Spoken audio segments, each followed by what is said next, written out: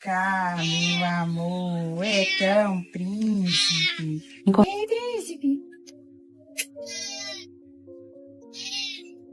Venha cá, meu amor, é tão. In a humble corner of Brazil, beside a modest street market, a frail and suffering cat clung desperately to life among discarded scraps. Day after day, people walked past him, some blind to his presence, others deliberately turning away. His body had wasted to almost nothing, riddled with wounds and encased in thick layers of diseased crust.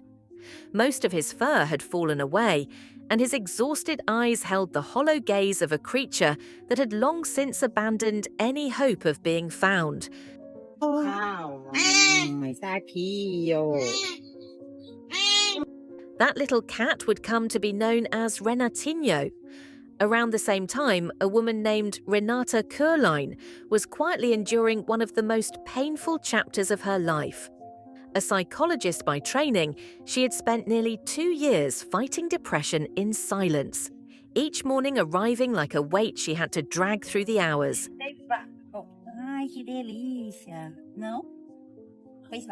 Se acalmou.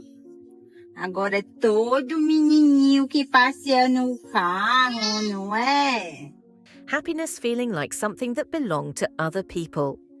One ordinary day, making her way past the market, she caught sight of the tiny figure huddled among the refuse. Her first instinct was simply to offer him food, but when she looked more carefully,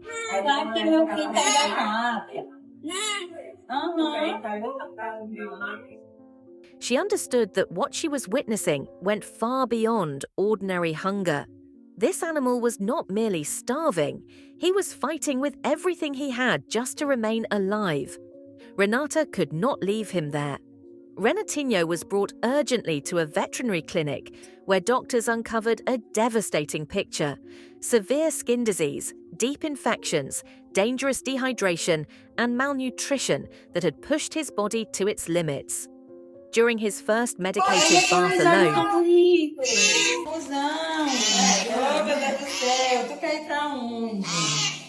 nearly 400 grams of hardened crust were carefully removed from his skin. Beneath all of it was a tiny, trembling body that had somehow refused to surrender. The early days were filled with uncertainty. There were moments when it seemed his fragile frame simply lacked the strength to carry on. Yet something quiet and stubborn lived inside Renatinho. He responded to gentle touch by leaning into it. He ate every meal placed before him with an eagerness that broke hearts and lifted them at the same time. It was as though, for the first time, he understood that someone had chosen him. Change arrived gradually, the way real healing always does. His appetite steadied. His eyes, once dim with exhaustion, began to brighten. The small cat who had spent so long hiding in pain slowly started to understand what safety meant, and to trust it. Every tiny improvement felt like a triumph worth celebrating. After nearly a month of care and treatment, Renatinho was finally well enough to leave the clinic and begin his life in Renata's home. And there, in that quiet space, something tender and unremarkable and completely extraordinary occurred. He stretched out fully while sleeping, legs extended, body open, unburdened, rather than curling tightly into himself the way frightened animals do. It was a small thing. It said everything. He was no longer afraid. In the weeks that followed, Renatinho became a playful, devoted presence who trailed Renata from room to room like a small, warm shadow. The apartment that had felt so heavy with silence and sorrow gradually filled with movement, with mischief, with the particular kind of comfort that only a living creature's company can bring.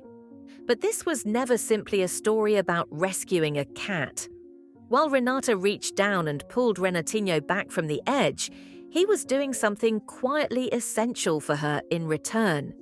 In caring for him, in showing up for his meals, his treatments, his tentative first steps toward trust, she found herself slowly returning to her own life.